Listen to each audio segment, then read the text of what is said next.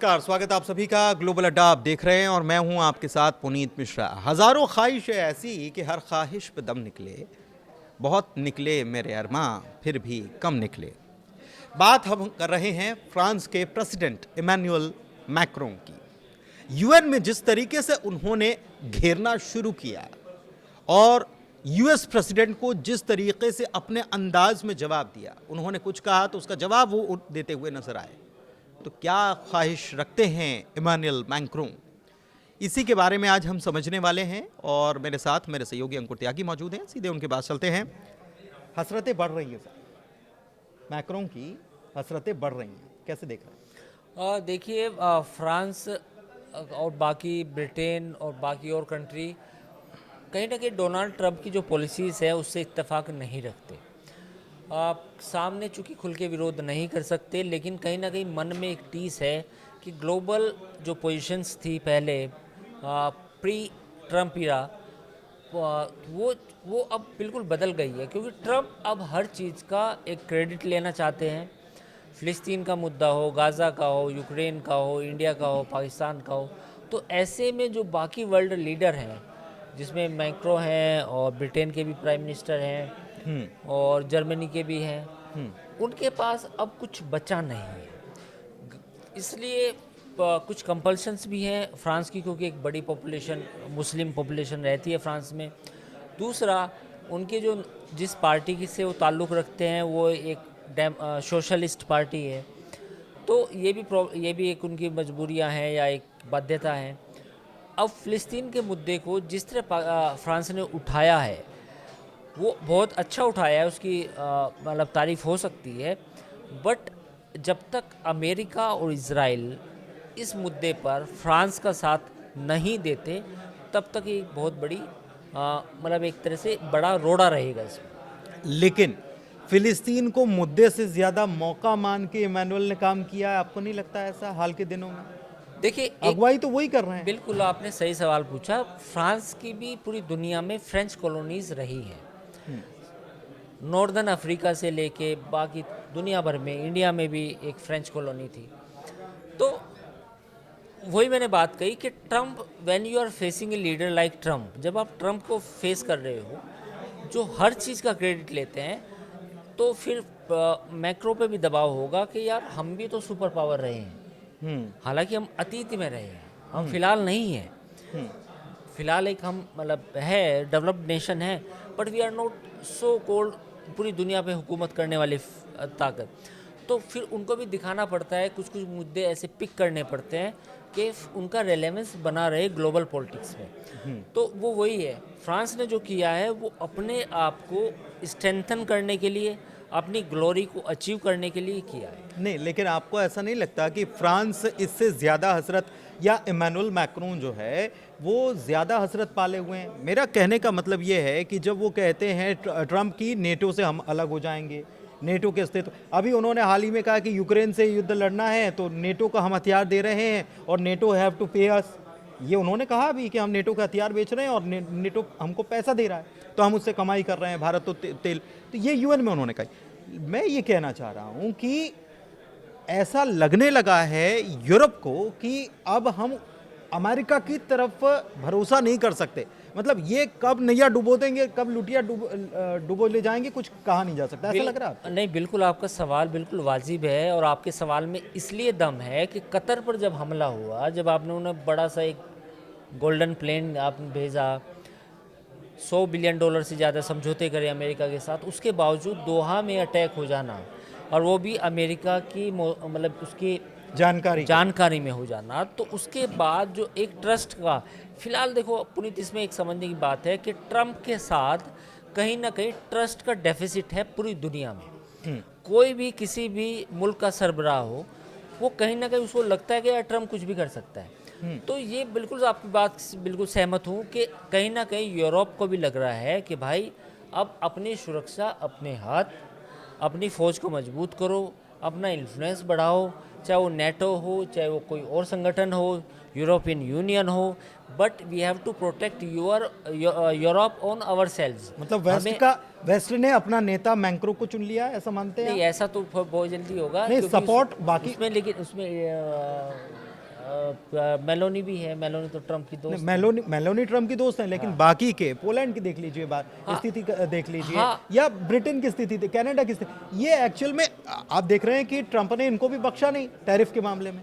हाँ बिल्कुल, ये बात आपकी सही हो सकती है कि कहीं ना कहीं जो यूरोप है, यूरोप की अगर हम बात करें तो यूरोप में फ्रांस अगुवाई करता हुआ नज़र आ रहा है। ये मैं बिल्कुल आपकी इस बात से कहीं ना कहीं लीड कर रहा है। जर्मनी उस तरह से नहीं कर रहा, ब्रिटेन ने कोशिश कर रहे हैं, लेकिन वो ब्रिटेन उस तरह से ब्रिटेन सेकंड पोजीशन पे लीड कर रहा है, ये कह सकते हैं। हाँ सेकंड पोजीशन सेक्रेटरी के लिए शायद वो लड़ रहा है। हाँ, लेकिन पोलैंड और बाकी मुल्क जो हैं वो इस बात को मान के चल रहे हैं कि अब यूरोप का भी आपको एक यूरोप में प्रासंगिकता उसकी रहना मतलब चाहिए। यूरोप में जो पुनर्जागरण हुआ था, हाँ, तो वो दोबारा करने की ज़रूरत है। अच्छा एक चीज़ कि हसरतें अपनी जगह, मैक्रों की अगर हसरतें हैं कि वो लीड करें, ठीक है, लेकिन वो इतनी क्या जिम्मेदारी संभाल पाएंगे, ये एक मेरा बड़ा सवाल है कि वो क्या जिम्मेदारी संभालने की पोजीशन में हैं क्या अभी।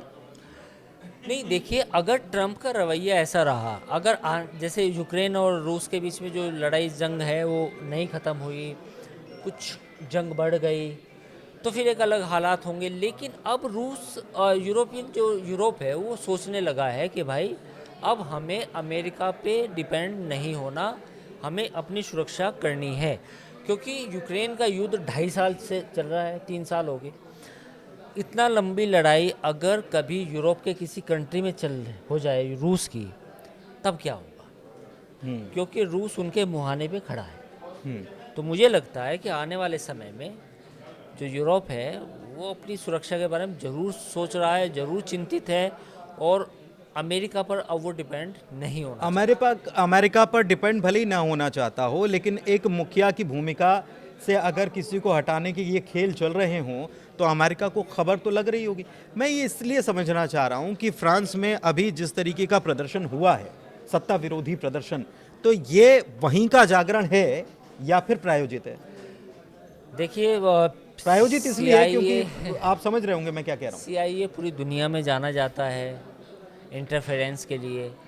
अभी नेपाल में जैन जी का प्रोटेस्ट हुआ, उससे पहले बांग्लादेश में हुआ, श्रीलंका में हुआ, आपके चारों तरफ हो चुका है, यानी कि इंडिया की तरफ। इटली में भी चल रहा है, इटली में भी फिलिस्तीन के नाम पर चल रहा है, लेकिन चल तो रहा है। हाँ चल तो रहा है। अब देखना, अब ये बातें तो अभी सामने नहीं आई, पुख्ता सबूत तो नहीं आए, पर हाँ ये स्पेकुलेशन तो है कि कहीं ना कहीं जो अनरेस्ट है फिलहाल फ्रांस में, वो पॉलिटिकल अनरेस्ट है। वो एक वैसा अनरेस्ट नहीं है कि भाई फ़िलिस्तीन के नाम पे हो रहा तो फ़िलिस्तीन का मुद्दा है, नहीं, या अफ्रीकन इमिग्रेंट्स का कोई इशू है, वो नहीं। कहीं ना कहीं जब धुआं उठता है तो आग तो कहीं लगी होगी। तो अभी तो सामने नहीं आया खुल के मामला पूरा कि भाई ये इसके पीछे क्या वाकई में CIA है या कोई बाकी लोग हैं, लेकिन आने वाले इस वक्त अलाई जो हैं उनके काम करने वाले भी हो सकते वाले हैं हैं कि कुछ, हाँ। क्योंकि देखो ट्रम्प एक राइट विंग है। आपने देखा होगा कि जर्मनी में भी चुनाव जीतते जीतते वो हार गई। नाम भूल रहा हूँ, ली पेन। तो ट्रम्प जो जितने भी राइट विंग हैं, खासतौर पर मतलब वो चाहते हैं कि मैं वो उनका ऐसे नेता रहूं। और ऐसे लोग ही आएं। हाँ ऐसे लोग ही अगर सत्ता में आएंगे तो बहुत अच्छी बनेगी। हाँ, खूब रंग उनकी जमेगा जब विचारधारा मिल बैठेंगे अपने जैसे, यार वो कह उनकी सकते हैं विचारधारा वाले। अच्छा एक चीज़ और कि हम ये देख रहे हैं कि यूक्रेन के साथ रशिया का कॉन्फ्लिक्ट जो चल रहा है, और बीते 1 साल से, बीते 8-10 महीनों से, क्योंकि हम इसको कवर कर रहे हैं लगातार, तो 8-10 महीनों से कुछ अगवा बनने की ज़्यादा कोशिश फ्रांस कर रहा है। तमाम बैठकें बुलाई, कई बार बैठकें बुलाई, उतनी कामयाबी शायद फ्रांस को उसमें मिली नहीं, क्योंकि फिर अमेरिका तक मामला पहुंच गया, फिर अमेरिका ने इंटरवील करना शुरू कर दिया, क्योंकि ज़ेलेंस्की को लेकर कई बार मीटिंग उन्होंने की। ये अब फिलिस्तीन को उन्होंने देखा कि ये मतलब ट्राई तो उन्होंने वहाँ पर भी किया, लेकिन फिलिस्तीन में अब उन्होंने अपना फाइनल दाम चल दिया इमानुएल। फ़िलिस्तीन एक बड़ा इशू है, नो डाउट। जिस ब्रिटेन ने फ़िलिस्तीनियों को उजाड़ा, उस ब्रिटेन ने फ़िलिस्तीन को अभी मान्यता देने की वो ऐलान किया। फ्रांस बिल्कुल ये सब बेसिकली लेवरेज लेना चाहते हैं पूरी दुनिया की पॉलिटिक्स में। हाँ ये बात सही है कि फ़िलिस्तीन को लेकर समर्थन जुटना चाहिए, इसमें कोई बुरी बात नहीं है, पर पॉइंट ये है कि ये सब हो रहा है यूरोप का रिलेवेंस बनाने के लिए। क्योंकि ट्रंप ने जिस तरीके से फ़िलिस्तीन को एक तरह से खारिज कर दिया, तो पूरे यूरोप में भी एक अच्छी खासी मुस्लिम पॉपुलेशन रहती है, तो मुझे लगता है कि रेलेवेंस बना रहे। फ्रांस में मैक्रो का या उनकी पार्टी का, ब्रिटेन में भी उनकी पार्टी का, तो जितने भी लिबरल्स हैं उनको लगता है कि अगर हमने फ़िलिस्तीन का इशू छोड़ा तो ये उनके लिए दिक्कत होगी। तो उनके इंटरनल पॉलिटिक्स का भी दबाव है, ट्रंप के सामने दिखाना भी है कि हम कुछ कर रहे हैं, हम इंडिपेंडेंट हैं। लेकिन हम as a ये European- यूएन में जब ट्रंप ने बोला तो उन्होंने यूएन के होने पर ही सवाल खड़े कर दिए। ये बड़ी हैरानी की बात है। ट्रंप ने ऐसा कहा तो आप हैरान क्यों हैं? नहीं, मैं इसलिए हैरान हूं क्योंकि उसका जवाब इमैनुअल मैक्रों जो हैं उनकी तरफ से कहा गया कि प्रासंगिकता बनाए रखना भी तो हमारा काम है। मतलब एक एक बात को उन्होंने काटा है अपनी बात से। उन्होंने कहा कि ठीक है, हम इजराइल को मान रहे हैं, लेकिन फिलिस्तीन को आपको मानना पड़ेगा। तो ये चीजें जो हैं, ये टकराव ट्रंप और फ्रांस के प्रेसिडेंट के बीच में सीधा सीधा टकराव है। तो ट्रंप इसको झेल जाएंगे या खेल जाएंगे? आप ट्रंप इसको खेल जाएंगे, क्योंकि मैक्रो को भी वो पसंद नहीं करते। ये सब वो तो कल हमने देख लिया कि कल आपने देख नाराजगी नाराजगी ट्रैफिक आ रहा था, तो वो ट्रैफिक आ दिखा। रहा, हाँ। तो मुझे लगता है कि वो इसको खेल जाएंगे। आने वाले वक्त में, आने वाले समय में ट्रंप मिडिल ईस्ट में, जैसे उन्होंने प्लान बनाया था गाज़ा टावर करके, वहाँ पे भी जैसे ट्रंप टावर है तो गाज़ा टावर बनाने की, तो अभी मुझे नहीं लगता कि ट्रंप के रहते हुए अमेरिका की पॉलिसी में फ़िलिस्तीन को लेके कोई चेंज आएगा। फ्रांस, ब्रिटेन तमाम कोशिशें करेंगे, उनको करनी भी चाहिए, लेकिन अमेरिका और इजराइल नहीं मानेंगे, ये भी सच है। लेकिन अभी मैं वाइंड अप का टाइम हो रहा है, लेकिन फिर भी मैं आपसे ये समझना चाह रहा हूँ, हाल ही में अभी जो ट्रंप ने मीटिंग बुलाई अरब देशों की, उसमें पाकिस्तान भी मौजूद था। कल की मीटिंग का अपडेट बता रहा हूँ। तो उसमें ट्रंप ने कहा कि हम गाज़ा का युद्ध अभी रोक सकते हैं चाहें तो। दूसरी तरफ वहाँ पर वो यूएन में क्या कह रहे हैं? यूएन में वो कह रहे हैं कि हम तो इजराइल को पूरा सपोर्ट करेंगे। हमास के ऊपर सबसे बड़ी बात की वो बदल गए, उन्होंने कहा है कि हमास जो है सारे बंधकों को रिहा करे, जबकि उन्होंने जो ऑफर किया था हमास उसी को लेकर चर्चा कर रहा था कतर में, और उसके ऊपर अटैक हो जाता है। तो ये एक मुंह कई बातें हो रही ना। ये तो नहीं, ये स्टैंड जो है ये कहाँ स्टैंड करेंगे ट्रंप दुनिया के सामने? ये तो देख रही है ना दुनिया। स्टैंड कहाँ कर रहे हैं ये बताओ? ये तो उनके हाथ से फिर चीजें फिसल रही हैं, खेल कैसे सकते हैं? तो नहीं, मैंने कब कहा कि खेल में जीतेंगे? हम्म खेल में जीतना एक अलग बात है, लेकिन खेल तो करेंगे ना। खेल तो सबके साथ खेल रहे हैं वो। रूस पुतिन को कहा कि जंग खत्म हो जाएगी, खत्म हुई? पुतिन मेरे दोस्त हैं, नहीं हुई। अलास्का में B-2 बॉम्बर से सलामी भी दी गई। दोस्त हैं, और उसके बाद फिर बोल रहे हैं यूरोप के देशों को कि आप उनके प्लेन्स को मारो। आप प्लेन्स को मारो। पहले B-2 बॉम्बर से सलामी दी गई और कहा पुतिन मेरे दोस्त हैं, और अब क्या हो रहा है? तो खेलने का मतलब ये है। उस किताब का खेल अगला पार्ट जिसका आपने सुबह आशीष के साथ चर्चा की, उस आपने कहा कि how to make a deal, उन्होंने बुक लिखी है, उसका अगला पार्ट अब वो इन चीज़ों से सीख कर लिखेंगे। लेकिन मुझे लगता है कि आई थिंक इसका जवाब हमें मिलेगा 1-2 साल के बाद। ये मेरा एनालिसिस है व्यक्तिगत, ठीक। कि ट्रंप कितने सफल हुए या दुनिया के सबसे असफल राष्ट्रपति हुए। ये सबके मन में सवाल है, वो ऐसा क्यों है, क्यों कर रहे हैं? देखो, मुझे ऐसा लगता है कि कहीं ना कोई strategy back of the mind है ट्रंप की। वो बार बार पूरी दुनिया को जो परेशान किए हुए वो हैं, जो पूरी दुनिया को किसी को कॉन्फिडेंस में नहीं ले रखा उन्होंने। वो है, तो इट विल टेक टाइम, समय लगेगा ट्रंप को भी समझने में। आज मैक्रो भी परेशान है, पुतिन भी कहीं ना कहीं अलग माइंडसेट से गेम खेल रहे हैं, भारत को भी अपनी रणनीति अलग तरीके से बनानी पड़ रही है। पाकिस्तान जो कभी 2018 में ट्रंप ने बोला था कि Pakistan is a sponsoring the harbouring the terrorist, है ना, उसकी एड रोकी थी। आज वही पाकिस्तान फिर से उनका उनकी गोदी में जाके बैठ गया है। तो ये इतनी विशाल चीज़ें हैं, इतनी गहरी चीज़ें हैं, इसका एनालिसिस अभी एकदम से बता रहे हैं कि ट्रंप ऐसा क्यों है, तो ये $1 बिलियन क्वेश्चन है कि ट्रंप ऐसा क्यों है, उसके दिमाग में क्या तो वो बुक का अगला पार्ट लिखेंगे जरूर। आएंगे वो बुक लिखेंगे, वो पता भी चलेगा कि मैंने ऐसा क्यों किया। वो समय आने पे पता चलेगा जब वो वाइट हाउस में नहीं होंगे।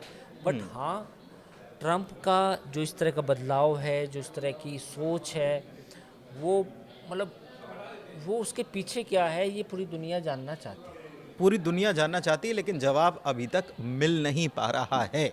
और इस बीच जो वो कर रहे हैं, उथल पुथल पूरी दुनिया में मची हुई है, लेकिन मैक्रों जो है वो अपनी चाल लगातार चल रहे हैं और ये आने वाले दिनों में और देखने को मिलेगा। देखते हैं कि बाजी किसके हाथ में जाती है। फिलहाल ग्लोबल अड्डा में इतना ही। चर्चा थोड़ी लंबी हो गई, उसके लिए क्षमा चाहते हैं। धन्यवाद।